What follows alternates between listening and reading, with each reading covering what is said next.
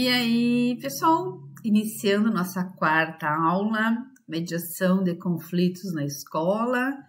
Vamos então aqui, vou compartilhar a minha tela com vocês.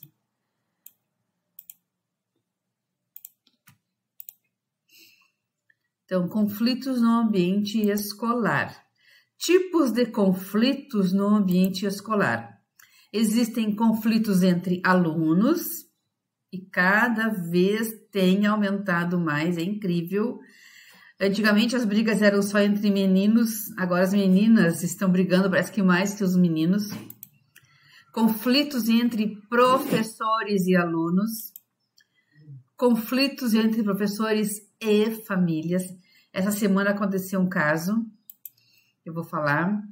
Conflitos entre professores e a gestão.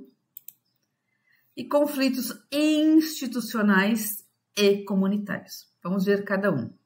Conflitos entre alunos. Então, a gente tem visto muitas manchetes, é quase que diário, notícias no Brasil todo, de conflitos entre alunos. Ainda ontem apareceu um vídeo nas redes sociais de alunos brigando lá na frente da escola do Goiânia. E eram vários, né? Então, isso, infelizmente, parece que é uma rotina. Então, assim, ó, se tu procurar, eu procurei aqui no Google, né? Notícias de alunos, de briga de alunos, é um horror, né? O que tem de notícias, né? Então, não para de encontrar. Eu só fiz print aqui de uma página de notícias, né? Então, é horrível. Então, o conflito entre alunos, quais são as características, né, que diferenciam esse conflito? Acontece por disputas por espaço físico. Porque tá na fila, não sei se ainda fazem fila, né? Por causa que tá na fila, tá no lugar errado, porque tá na minha frente. Pela quadra, às vezes na quadra de esporte ficam brigando, na sala de aula brigam. Então, é disputa pelo espaço físico ali da escola.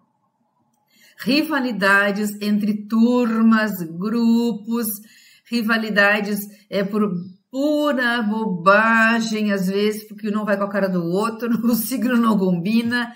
É incrível a futilidade, assim, sem sentido as brigas que geram. E às vezes são brigas feias que causam realmente danos físicos nas pessoas, nos alunos. Questão do bullying verbal, bullying físico, bullying virtual, que tem acontecido muito desde que surgiu a internet, né? Diferenças por cultura, diferença por social, porque um tem mais dinheiro, outro tem menos dinheiro, porque um se veste bem, o outro vai com a roupinha pobrezinha, não tem material completo, brigas por opinião de futebol, de religião, né? Enfim. E relacionamento amoroso, né? Muitas vezes, principalmente entre as meninas, a briga é por causa de rapaz, de menino, né? Porque tu quer meu namorado, porque tu namorou o meu antes, porque tu olhou pro meu namorado, é um horror. E meninos também, né? Brigam às vezes por ciúme. Qual é o impacto isso gera? Gera isolamento, porque às vezes a pessoa que sofreu, né? Que sofreu a briga, que foi a vítima da briga, do bullying, ela se isola. Muitas vezes ela vai na escola porque os pais obrigam, ela não quer estudar, ela não tem mais concentração, porque às vezes ela tá com medo na escola. Muitas vezes ameaçam e ela fica com medo de alguma outra represália, de uma outra violência. Então, ela vai na escola porque ela é obrigada a ir, mas ela fica quieta num canto dela, se isola, não consegue nem se concentrar para estudar, perde a motivação para estudar, e aí baixa o rendimento, a reprovação, muitos casos evasão e muitos casos a violência piora, né? Quando não é tratada com uma mediação. Encaminhamentos possíveis em situações assim, então, mediação entre pares, então, alunos com mediadores capacitados, mas esse capacitado, gente, não é a figura, não é apenas a figura personificada do mediador no setor da mediação, como eu falei hoje, acho que aqui no Goiânia não tem nenhuma escola ainda, já existem por aí, mas acho que não tem nenhuma escola que tenha o setor de mediação com a pessoa de mediador. Então, vocês, com esse curso, com esse certificado que terão, serão capacitados. Então, se vocês voluntariamente, ou se a escola, sabendo que vocês têm o curso, convidarem para ser mediadores e vocês aceitarem, nada é obrigado, vocês então farão esse meio de campo entre o aluno e vocês para que consigam então resolver a situação, encaminhar melhor, né? É bom fazer rodas de conversa para promover empatia e cooperação. Gente, um detalhe assim, ó. O mediador da escola, se a escola já tem um mediador, ou se não tem, vocês como mediadores capacitados que serão ao final do curso, ou a orientação educacional, que aqui tem, eu sei que a Valquíria Delegrete é orientadora, vocês podem ou entrarem nas salas de aula, como eu falei numa outra aula, com projetos para trabalhar com os alunos, e aí um dos projetos seria isso, né? A questão de trabalhar a questão do relacionamento humano, e aí podem então fazer rodas de conversa, trabalhar valores, gente, acho que nenhum professor trabalha valores, não sei, né? Valores mesmo, como respeito, solidariedade, a valorização da pessoa, a empatia, a cooperação, enfim, a gente trabalhar valores é fundamental. Então, fazer dinâmicas com os alunos, seja na sala de aula, no espaço sala de aula, seja num outro espaço físico da escola, pode até ser na quadra, né? Mas juntar os alunos ali e fazer técnicas dinâmicas para até uma forma de evitar que cheguem os conflitos, uma forma de evitar que o mediador precise entrar em ação. Então, isso pode partir da orientação, pode partir dos professores, até a supervisão ou a direção pode pedir que os professores montem, né, um projetinho ou faça lá uma aula, que pare a aula e trate sobre essas questões de evitar conflitos. Qualquer professor pode fazer isso, né? É só separar lá um período, uma aula, uma manhã, uma tarde para fazer isso com os alunos. Isso já vai ajudar um monte, né? Já vai evitar que muitos conflitos existam. Projetos de convivência escolar, como eu falei, né, que eu fui supervisora há 6 anos, e como eu falei que como supervisora, eu entrava nas turmas com a orientação educacional, a gente fazia muitos projetos, muitas técnicas e dinâmicas com os alunos, né? Então, um desses que vocês podem fazer é projetos de convivência escolar, como conviver no ambiente escolar. E aí, trabalhar muitas coisas nesse projeto.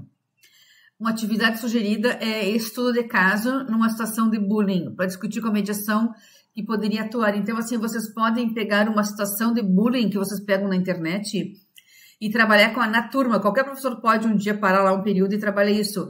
Pode entregar em escrito, né? Escrito para cada... O bom é juntar em grupos, porque eu sempre levo muita fé no trabalho em grupos, né? Porque eles se ajudam, eles trocam ideias, eles têm a linguagem deles ali. Juntar, mas sempre esse trabalho em grupos, eu sou contra deixar eles escolherem os grupos, sou contra isso. Eu acredito que o melhor é o professor montar os grupos, porque senão fica um grupo só de bagunceiro, ali não vai sair nada que preste, ou vai sair um grupo só de pessoas quietas, aquelas que ninguém escolhe para grupo, aí se juntam, ninguém fala, ninguém se move, ninguém tem uma ação, não sai nada dali também. Então, o professor, conhecendo a turma, junta os grupos, põe em cada grupo um aluno mais dinâmico, mais falante, mais proativo, um aluno quieto, que tem vergonha, que é tímido, para que os outros ajudam, um aluno bagunceiro, para que os outros ponham ele na linha. Então, assim, ó, o professor sempre deve montar os grupos. Não deixem eles montarem os grupos, que vai ser sempre as panelinhas. Inclusive, já pode até no início do ano, no caso, dizer que se todos trabalham em grupos, o professor vai escolher os alunos, não vão ser eles escolherem. Não é que não seja democracia, é para um bom andamento do trabalho na sala de aula. Então, vocês podem levar já uma xerox, né, de um caso de bullying, ou que pegaram na internet, ou pode passar também um vídeo para eles, né, pode já botar no celular para eles olharem antes da aula, aquele caso de bullying, já que eles não podem usar o celular na escola, né? Então, pode colocar, se vocês têm grupo de WhatsApp com os alunos, os professores têm, no caso, sugerir que eles coloquem no grupo dos alunos um vídeo mostrando uma situação de bullying, ou vocês podem também apenas contar, né, na turma, uma história, de caso de bullying e pedir que entre os grupos que eles se coloquem no lugar daquela pessoa que sofreu bullying. Como ela se sentiria? Como ela gostaria que aquela situação fosse mediada? Porque no momento em que o aluno se coloca no lugar do outro, que é exercer a empatia, ele vai olhar com outros olhos e com certeza muita coisa ele não vai fazer porque ele se colocou no lugar do outro e sentiu na pele do outro. Então, isso é prevenção. Fazer tudo que pode com os alunos, com a turma, para prevenir casos de conflito de violência. Então, de vez em quando, professores fazer técnicas dinâmicas, a orientação entrar na escola, fazer técnicas dinâmicas. Então, o que puder fazer para prevenir, show de bola. Conflito entre os professores e alunos acontece muito e, infelizmente, também busquei notícias na internet, vários casos, né? Professor é filmado agredindo o aluno na sala de aula, professor agride alunos em escola do Paraná, agressão ao professor, um vídeo de uma briga, adolescente agredido por professor na sala de aula, enfim, tem horrores, tem vídeos, tem horrores de casos. Infelizmente, tem aumentado o número, infelizmente, de alunos agredindo o professor ou vice-versa, né? Então, conflito entre professores e alunos, características, questões de disciplina e autoridade em sala de aula. Gente, é incrível, né, que cada vez mais existe, o professor já não tem mais autoridade. E não é culpa dele. É toda uma questão cultural, uma questão familiar, de educação, de valores, né? Muitos, a gente sabe, né, muitos vêm de casa, já não respeitam nem os pais, vão respeitar o professor. Então, o professor às vezes tenta ter autoridade, ele tem aquele jeito não é autoritário, autoridade, né? Ele tem aquela manha, aquele jeito de organizar a turma, de tratar os alunos, mas os alunos não dão aquela resposta positiva. Então, porque em casa ele já é uma bagunça, não tem estrutura, pai não respeita filho, filho não respeita pai e vice-versa, a mãe. E aí, então, claro que ele não vai respeitar o professor, até porque em casa os pais falam mal dos professores, então o aluno já vem com aquela cabeça cheia que o professor não vale nada, professor é uma coisa, a gente não tem que respeitar o professor, então não há autoridade, né? E também, né, eu já conheci nessas minhas andanças aí de professora, já conheci casos de professores que não exercem a autoridade, professores que se aquietam, deixam a turma tomar conta, não sabe comandar uma turma. Eu conheci uma professora, uma época, que a orientadora tinha que ficar na porta da sala dela para ela poder dar aula. Então, não é que pode isso, né? Então, muitas vezes, o conflito surge porque o professor não se coloca como autoridade. O professor não passa aquela imagem de uma pessoa segura, de um professor, né, na sala de aula. Então, acontecem também, infelizmente, esses conflitos. Desacordos quanto às regras, né? Agora mesmo tem havido muitos casos da questão do uso celular, que os alunos não aceitam, os pais que têm que dar exemplo também, às vezes não aceitam, querem que o filho use o celular em sala de aula. Por questões de comportamento, o professor chama atenção, porque o aluno está errado, porque o aluno não entregou uma tarefa, porque o aluno não fez a prova no dia que tinha que fazer, porque o aluno ficou em recuperação e não vai fazer recuperação, porque o aluno não participa do grupo, deixa o grupo fazer as tarefas. Então, assim, são muitas questões que geram os conflitos na sala de aula entre professor e aluno. Alunos que se sentem injustiçados em avaliação ou tratamento. Então, porque eu fui mal na prova, o professor me reprovou. O professor me reprovou. Porque o pai vem dizer que o professor tem implicância com o filho dela. O professor pegou meu filho para Cristo. Ai, coitado, né? Então, lá no final do ano, tem conselho de classe, o aluno reprova no conselho de classe, os professores pegaram no pé dele, porque ele foi injusto, porque em casa ele não é assim como falam, e aí, meu Deus, né? Cada questão. Então, tudo isso aí gera realmente conflito entre professores e alunos. Então, qual é o impacto? Isso pode realmente fragilizar o vínculo pedagógico, dificultando o aprendizado. Como é que o professor vai ter condições de dar aula numa sala em que os alunos já tem conflito com ele, ou um, ou dois, ou três alunos apenas têm conflito, mas contaminam toda a turma, ou não deixam o professor dar uma aula. Então, quando existe isso, às vezes só um aluno na aula, que já pegou, como dizem, no pé do professor, quando já existe esse conflito, às vezes com um, o professor já não consegue dar aula. Então, é isso que eu digo, a prevenção, os trabalhos com alunos, dinâmicas, técnicas, a prevenção já evita esse monte de coisa que pode acontecer. Encaminhamentos possíveis, conversa mediada, então entra o mediador, ou até no caso a orientação escolar ou a gestão, com foco no respeito mútuo, deixar claro que o professor é autoridade, o professor está ali para ser amiga deles, para levar o conhecimento. Então, tem que haver esse respeito. Sim, caso eles não tenham respeito pelos pais, o problema é deles, né? É outra situação. Mas na escola tem que existir esse respeito. Regras de convivência construída coletivamente. Já no início do ano tem que criar. Quando eu era supervisora, a gente criava nas turmas.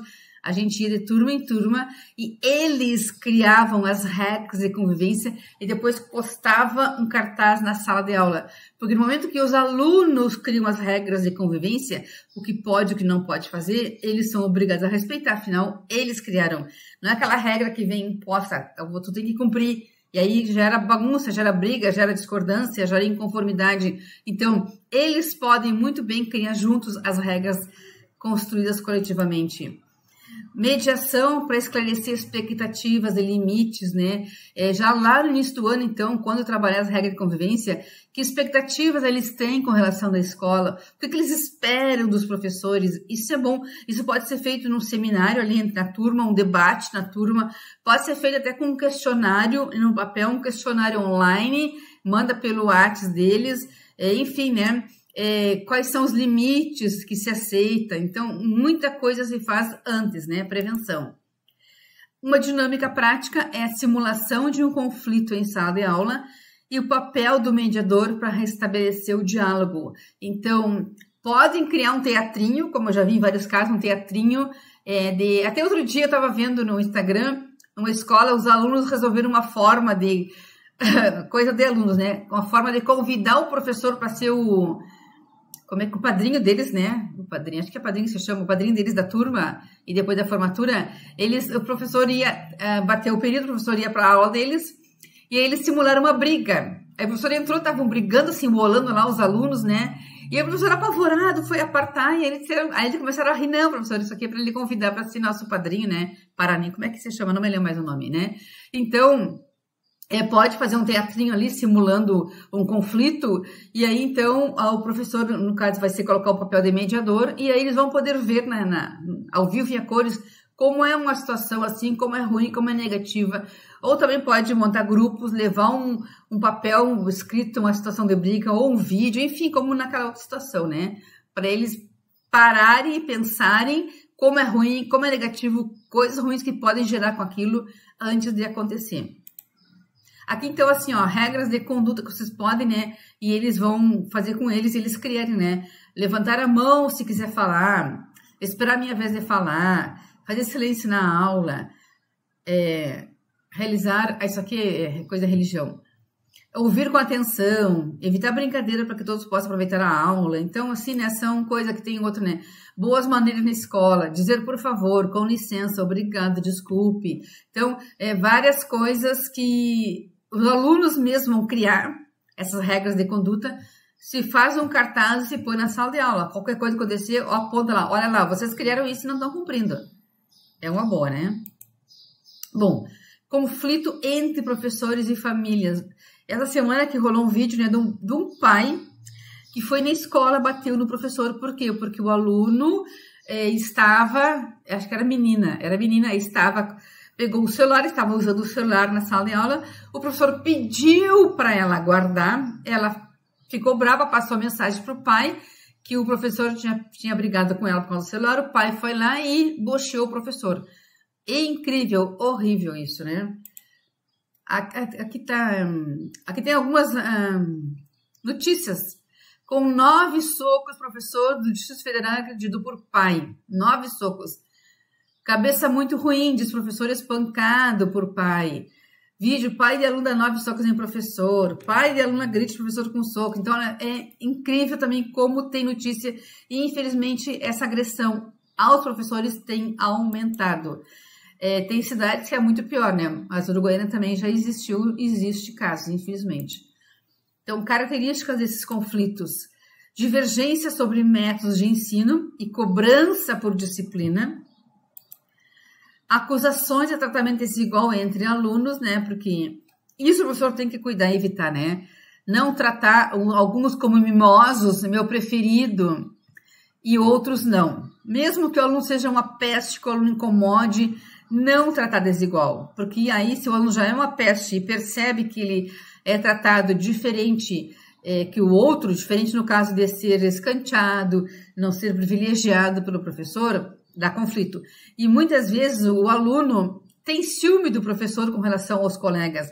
Às vezes o aluno quer ser diferenciado, ele quer que o professor trate ele diferenciado, mas não pode, gente. Todo mundo igual, mesmo que eu tenha intimamente preferências por um e outro, né? Mas não pode. Expectativas diferentes em relação ao papel da escola, né? Então, como eu falei, é bom neste ano já perguntar para eles o que eles esperam da escola, o que eles esperam dos professores, da sala de aula, das disciplinas, enfim, todo um questionamento, um bate-papo, um formulário online ou presencial para preencher, para ter um feedback do que eles estão esperando, tá? E aí, depois podem conversar sobre isso com eles. Mas, então, realmente, se isso não é tratado no início, eles têm realmente, muitas vezes, aquela expectativa do que eles esperavam neste ano, aquela expectativa frustrada, porque na escola não é o que eles pensavam, a sala de aula não é o que eles pensavam, os profs não é como eles esperavam, e aí, então, vai gerar problemas, né? Impacto, desgaste no relacionamento da família e escola e desconfiança mútua. Então, a gente sabe que, hoje em dia, infelizmente, quando se convoca professores para reunião escolar, assuntos de importância, poucos pais vão, né? Tudo bem, a gente sabe que alguns não vão, porque às vezes é horário de trabalho, mas muitos é horário de que não estão no trabalho e não vão. Por quê? Porque já não acha a escola importante, já brigou com o professor, já brigou com a direção da escola, então já não quer mais participar da escola. Então, evitar esse tipo de conflito, para que sempre consiga contar com a presença dos pais. E, às vezes, a gente percebe, né, que às vezes aqueles pais que não precisam ir na escola são os que mais vão, né, quando a gente chama. E aqueles pais de alunos que precisam ir lá conversar, nunca vão. Mas, então, a escola também, como gestão da escola, precisa encontrar uma forma de conquistar os pais para participar da escola ativamente. Ter um bom relacionamento da escola, professor e família. Encaminhamentos possíveis. Reuniões mediadas que valorizam a escuta ativa. Então, reuniões, né? Tomara que os pais participem. E olha a escuta ativa. Dá momento para cada pai ou mãe falar, ou responsável. Escutem sem cortar, deixem eles falar, que isso é importante, para depois, então, fazer a mediação. Construção de acordos claros sobre responsabilidades. Esses acordos podem ser feitos em reunião de pais, pode ser feito também com alunos na sala de aula, pode ser feito em dinâmicas ou técnicas como orientação, com supervisão, com o professor orientador, agora lembrei o nome, orientador. Projetos de integração entre família e escola, chamar a comunidade para a escola com eventos, com dinâmicas, com reuniões, seminários, né? Motivar para que a família participe. Nem que tenha que ir de casa em casa ou fazer alguma coisa para a família participar, né? Conhecer a realidade da comunidade e fazer alguma coisa para chamar. Ou pedir a colaboração dos pais, os pais que conhecem outros pais que não vão na escola, que ajudem a convidar eles, ajudar para que eles participem da escola. Conflito entre professores de gestão escolar existe, e quando tem gente assim que eu vejo falar e escuto, né, muita gente falar, quando tem época da eleição escolar, de gestão, troca de diretores, gente, muitas chapas brigam, Muitas chapas, depois que perde ou ganha, ficam inimigas. Quando saem da escola, uma chapa ou perde e sai da escola, não é nada, mas quando aquela chapa que perdeu continua, aí os professores daquela chapa ficam de briga e o outro grupo fica de briga e há conflitos, gente, é um horror. Ó, tem uma notícia aqui, infelizmente, que eu peguei do jornal à tarde, professor esfaqueia diretor da escola diversas vezes, né? Então, infelizmente, isso acontece muito. Infelizmente, né? Claro que não há atos violentos assim, mas discussão, bate-boca, perseguição, é horrível.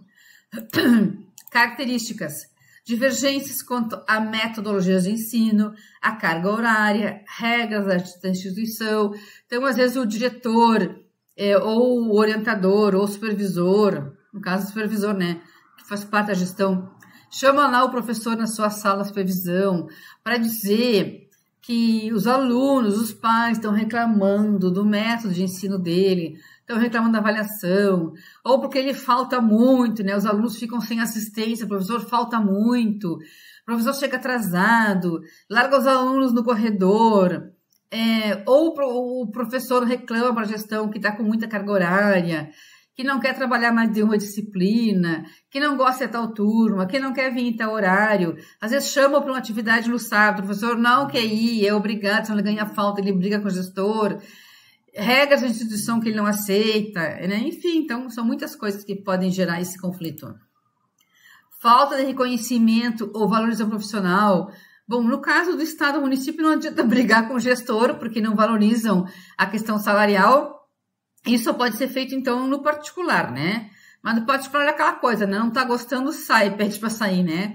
Mas, assim, a não ser que o gestor, né, que a equipe diretiva não reconheça o trabalho que o professor faz, o professor se esforça, faz um bom trabalho, mas a gestão ou a supervisão está sempre reconhecendo, está sempre reclamando, aí também isso pode dar briga. Desacordo sobre políticas disciplinares, né? Lá o projeto polipedagógico, regimento escolar, ou o professor encaminhou um aluno lá para orientação, aí o orientador ficou furioso, porque ele não quer aluno lá, ele não quer trabalhar, o orientador quer ficar sentado. Então ele brigou com o professor, por que o professor levou o aluno para a sala dele? E muitas outras coisas que podem acontecer, que eu já vi por aí, né? Que impacto gera? Prejudica o clima organizacional e pode refletir na qualidade do ensino. Agora eu me lembrei da situação que quando eu era supervisora, tinha um professor que já tinha sido diretor da escola e depois voltou a ser professor. E o caderno dele, caderno de chamada, na época era caderno de chamada, né? Era uma zona. E aí, como supervisor, eu olhava os cadernos de chamada, toda a questão de frequência, conteúdo. E aí chamei ele na sala, né, para falar do caderno, que tinha que organizar aquele caderno. O caderno é um registro, né? Qualquer problema que dá depois, se não tá registrado ali, já era, né? E ele me olhou bem sério assim, escuta, tu não tem mais o que fazer além do que olhar caderno de chamada?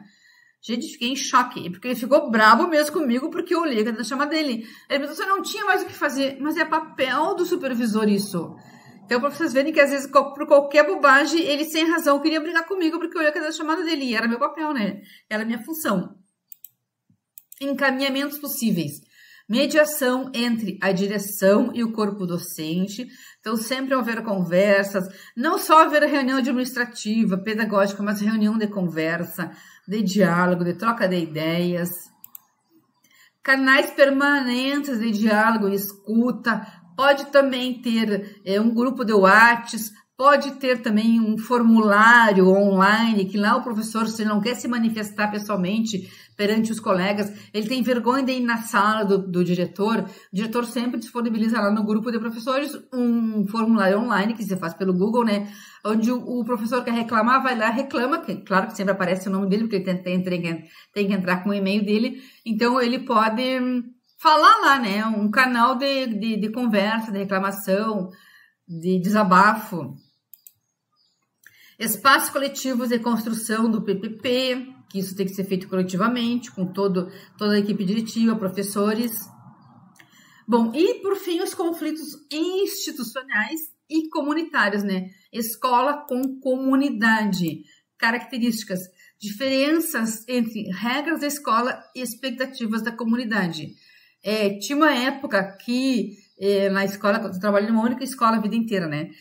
Tinha uma época que quando o pai do aluno, no caso, ia fazer matrícula, ou o aluno, na verdade, ele já levava consigo itens do regimento. Não as regras e convênios, porque isso era construído coletivamente, mas as coisas básicas do regimento, né? Então, o aluno e o pai já sabia o que esperar da escola, já sabia o que podia ser feito ou não. Porque às vezes os pais têm uma expectativa X da escola e depois na realidade não é. Então é bom já, quando você matriculou, antes da matrícula, já saber como funciona a escola, né? Por falta de recursos, estrutura, condições de trabalho, estudo. Então, eu digo, na escola tudo é gestão, né? Tem diretores de escolas pequenas que têm pouquíssima verba, que recebem pouquíssima verba de manutenção, mas fazem horrores na escola, fazem muito pela escola. E tem escolas grandes que recebem muita verba e não fazem nada. Aí lá no banheiro tá estragado a água, aí não consegue dar descarga. Como é que o aluno vai fazer o número 2 na escola se não tem descarga? Claro que os pais vão entrar em conflito, né? A escola não disponibiliza papel higiênico para o aluno. Ora, e a escola é um calor, não põe nem ventilador, não tem ar, não põe nem ventilador. Como é que vão estudar, como é que vão se concentrar suando de calor? Então, assim, muitas coisas estruturais da escola que às vezes dá vazão para a família reclamar. E aí os pais vêm com toda razão reclamar na escola, né? Então, isso aí são situações fáceis de resolver, mas que geram conflitos. Conflitos relacionados à diversidade cultural, religiosa, de gênero, etnia. Então, a gente sabe que o ensino religioso, a escola é obrigada a oferecer, mas o aluno não é obrigado a optar. Então, ensino religioso é uma disciplina optativa. Por quê? Porque tem alunos de várias religiões, seitas, enfim, né? Vários credos. E também o professor que trabalha em ensino religioso, ele não pode trabalhar no ensino religioso uma religião específica. Ensino religioso não é para trabalhar uma religião. Ele pode mostrar aos alunos o que é cada religião, né? Mas não é uma específica. E o ensino religioso ele tem que servir para se trabalhar valores, coisas do dia a dia, do cotidiano, como fazer com que a pessoa seja um ser humano melhor. Isso que tem que ser feito nas aulas da religião. Também, então, no caso que eu esqueci de falar aqui, né, conflito relacionado além da religião, diversidade cultural, porque às vezes o aluno não tem condições de comprar material e o professor lá está exigindo que ele compre um material lá que é caro, quem tem dinheiro compra, quem não tem faz o quê?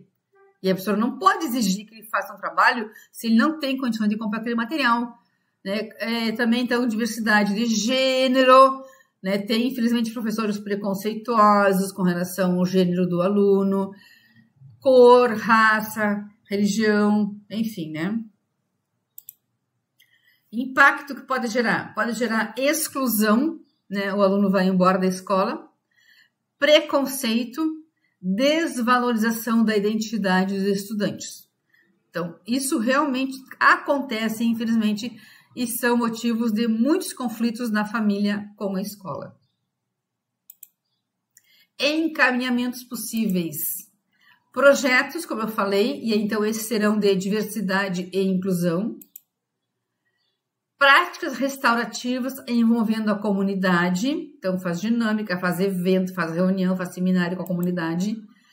Fóruns de diálogo, né, com participação de pais, alunos e equipe escolar. Então, alguma forma de convencer, motivar, chamar os pais para participarem.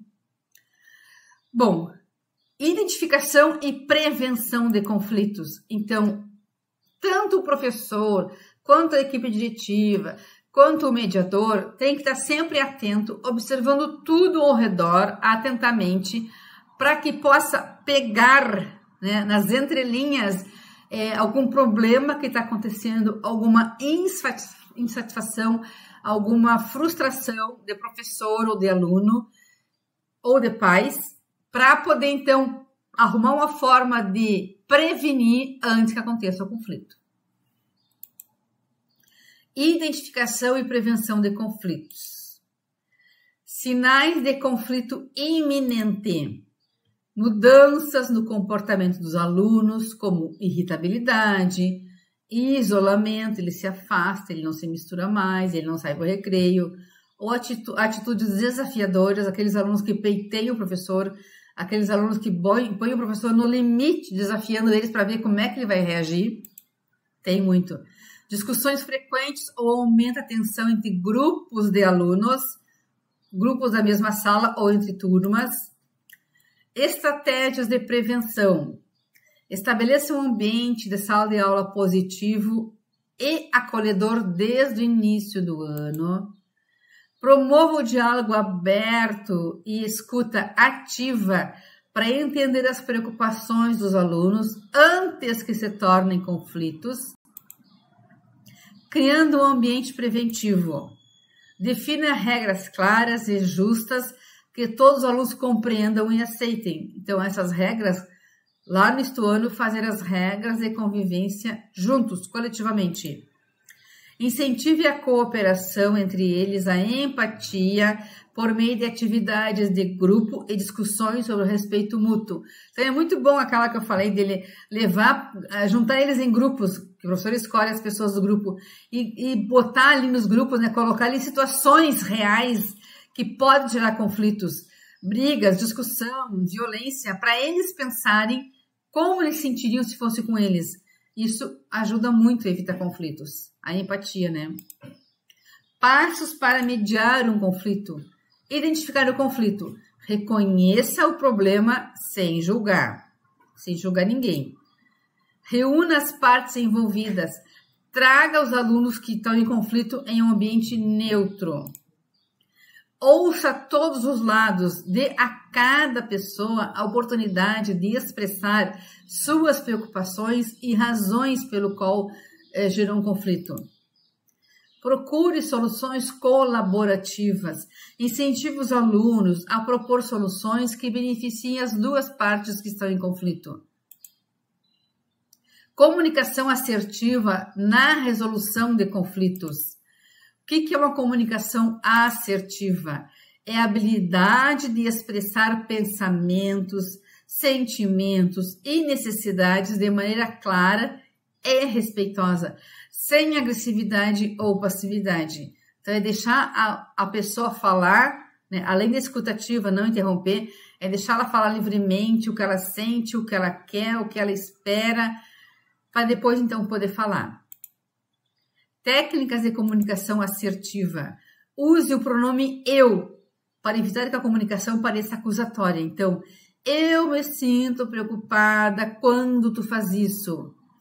Seja claro e específico sobre o comportamento que precisa o outro mudar e por quê. Tu está errado nesse sentido e por que tu tem que mudar. Exemplos de frases assertivas. Eu percebo que você está chateado, mas precisamos falar sobre isso de maneira calma. Vamos trabalhar juntos para encontrar uma solução que funcione para todos. E assim por diante, né?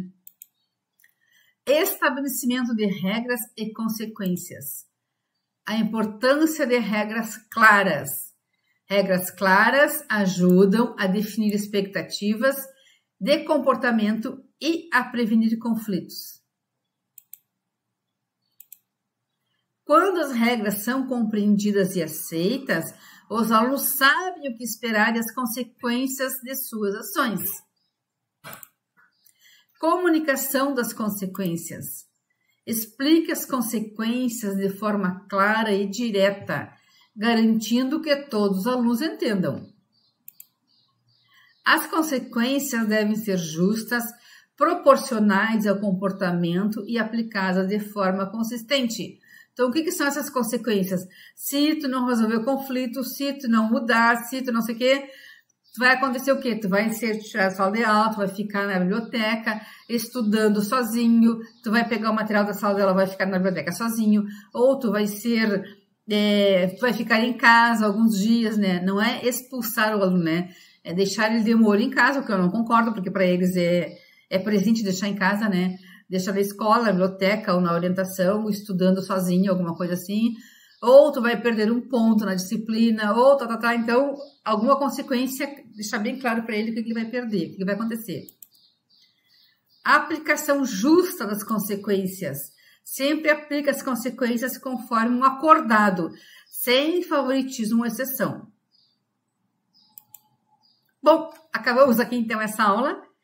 Aula sucinta, objetiva, esclarecendo o que tem que esclarecer, para que vocês conheçam realmente o foco da mediação escolar, tá? Até a próxima aula. Tchau, tchau.